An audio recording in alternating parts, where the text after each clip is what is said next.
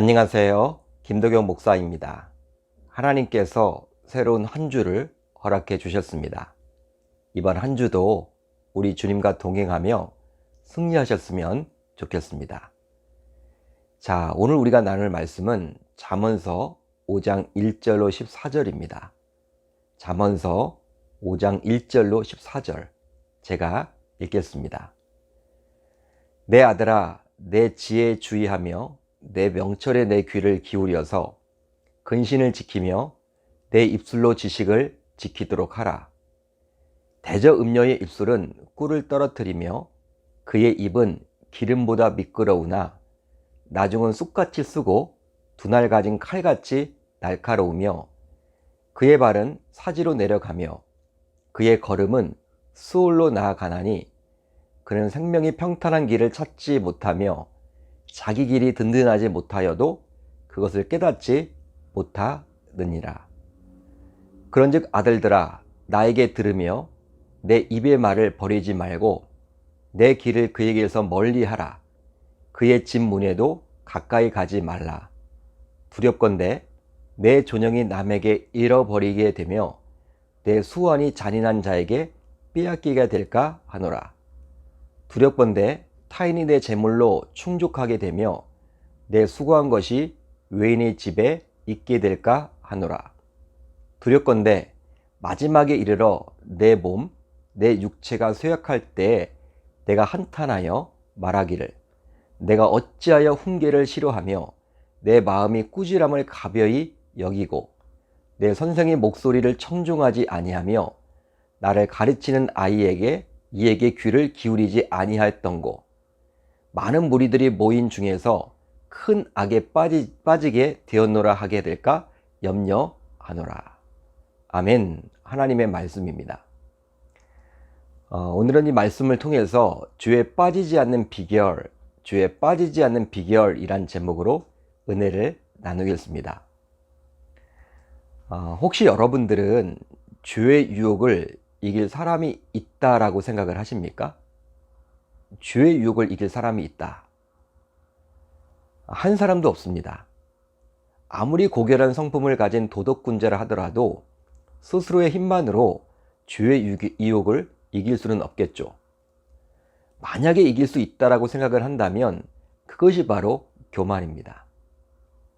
그러기에 우리는 이 죄의 유혹에 대해 안일하게 여겨서는 아니 되며 항상 영적으로 깨어서 긴밀히 대처해야만 하겠죠.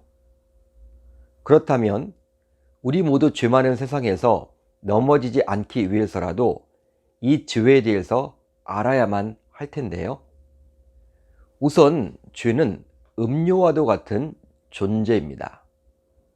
오늘 본문 3절 상반절을 보면 대저 음녀의 입술은 꿀을 떨어뜨리며 그의 입은 기름보다 미끄러우나. 성경에 나오는 음녀는 사탄의 세력을 말하는데요. 요한계시록 17장 5절을 보게 되면 그의 이마에 이름이 기록되었으니 비밀이라 큰 바벨론이라 땅의 음녀들과 가증한 것들의 어미라 하였더라.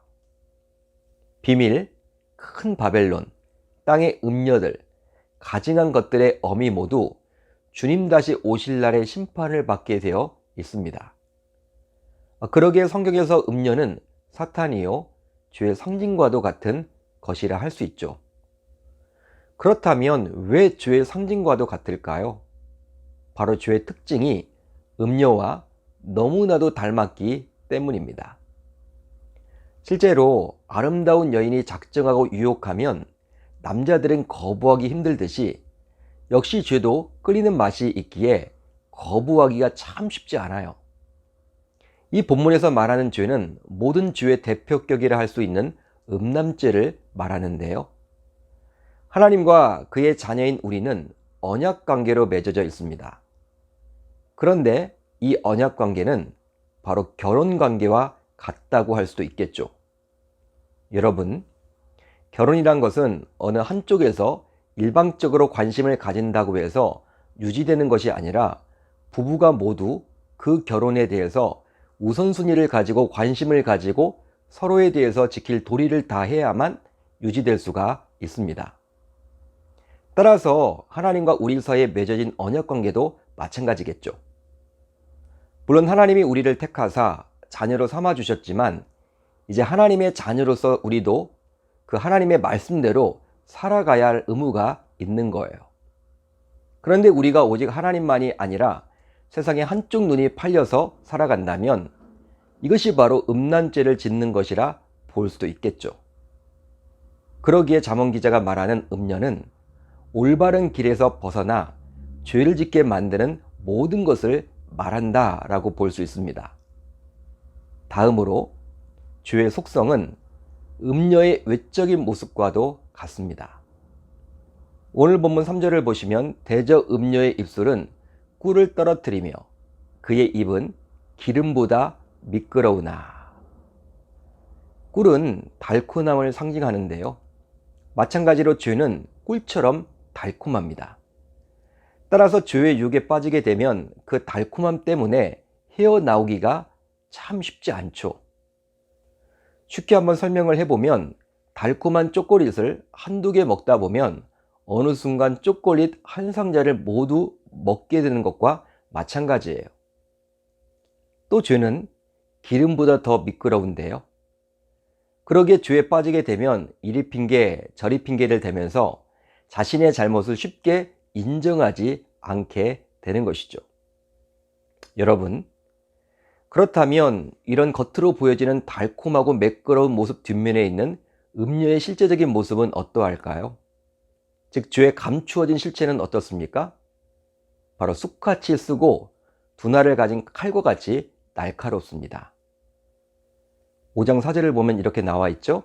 나중은 쑥같이 쓰고 두날 가진 칼같이 날카로우며. 죄는 보기와 다르게 마시게 되면 달콤하지 않고 쑥처럼 씁니다.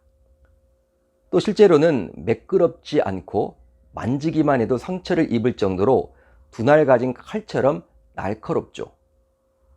그뿐만이 아니라 결국에는 몸과 마음과 영혼이 피폐해지고 망하는 길로 가게 되는 거예요. 오늘 본문 5절을 보면 이렇게 나와 있죠. 그의 발은 사지로 내려가며 그의 걸음은 스울로 나아가나니. 그렇습니다. 죄는 겉으로 보기에는 달콤하고 매끈하여서 몹시 매혹적이지만 사실은 죽음으로 이끌게 되는 거예요. 그렇지만 죄는 우리 신자들을 철저히 속이기에 우리는 쉽게 눈치채지 못하고 빠져들고 말죠. 자, 오늘 보면 6절 하반절을 보면 그것을 깨닫지 못하느니라 라고 기록이 되어 있어요. 이것은 마치 낚시를 할 때 진짜와 별반 차이가 없는 가짜 미끼를 사용하기에 물고기들이 미끼를 무는 것과 같습니다. 이토록 죄는 겉으로 보기에는 매혹적이고 매력적이라 할 수 있지만 그 결과는 죽음으로 이끄는 참혹 그 자체라 할 수도 있겠죠. 그렇다면 이 시점에서 우리는 고민해 봐야만 합니다. 바로 죄에 빠지지 않기 위해서 과연 우리는 어떻게 해야 하는지 말이죠.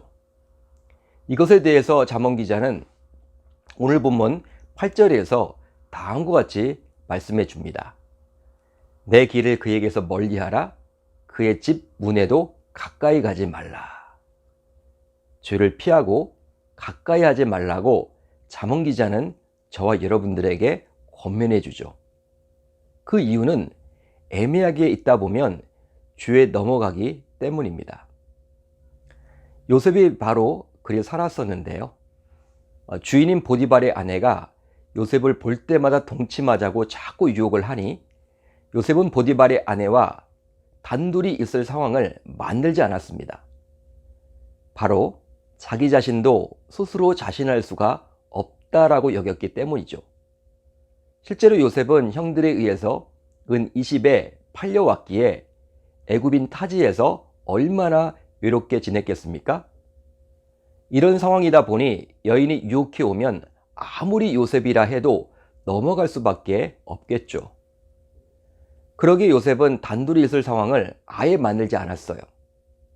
그러자 보디발의 아내가 단둘이 있도록 상황을 몰아갔죠. 그때 요셉은 그 자리를 박차고 도망쳐 나옵니다. 바로 그 자리에 있게 되면 자신도 어떻게 될지 자기 자신을 자신할 수가 없었기 때문이었죠. 따라서 죄의 유혹에서 도망치는 것은 부끄러운 행동이 결코 아닙니다. 오히려 자신의 연약함을 알기에 도망칠 수 있는 것이죠. 그렇다면 어떻게 할 때 죄의 유혹에서 도망칠 마음을 갖게 될까요? 이런 마음을 갖게 되는 것은 하나님께서 주신 지혜라고 볼 수 있는데요. 바로 하나님의 말씀을 지속적으로 들어야만 합니다. 자, 오늘 본문 1, 2절을 볼까요? 내 아들아, 내 지혜에 주의하며 내 명철에 내 귀를 기울여서 근신을 지키며 내 입술로 지식을 지키도록 하라. 세상의 본질을 드러내고 죄악의 결과를 보여주는 하나님의 말씀. 바울은 율법, 즉 그 말씀으로 죄가 죄인 줄 알게 된다라고 이야기를 합니다. 그러므로 율법의 행위로 그의 앞에 의롭다 하심을 얻을 육체가 없나니 율법으로는 죄를 깨달음이니라. 따라서 하나님의 말씀을 가까이 함으로 죄를 죄라고 인정하며 그 죄의 유혹에 빠져들어갈 환경을 피할 수 있는 것이죠. 이제 매일매일 하늘 양식을 가까이 함으로 죄를 죄라고 인식할 수 있는 우리 모두가 되어야 할 줄 믿고 죄의 유혹에서 당당히 도망치겠노라고 다짐하고 결단하는 저와 여러분들 모두 되시기를 우리 주님의 이름으로 축원합니다. 축원합니다. 자, 이제 우리 공동체가 함께 나눌 기도 제목을 나누겠는데요. 먼저 주님께서 부어주시는 지혜로 죄에 빠지지 않게 하소서. 다음으로 5월 가정의 달을 맞아 가족 간의 관계가 원만하게 회복되게 하소서. 오늘 하루도 말씀을 붙들고 기도하는 가운데 우리 주님과 동행하며 승리하셨으면 좋겠습니다.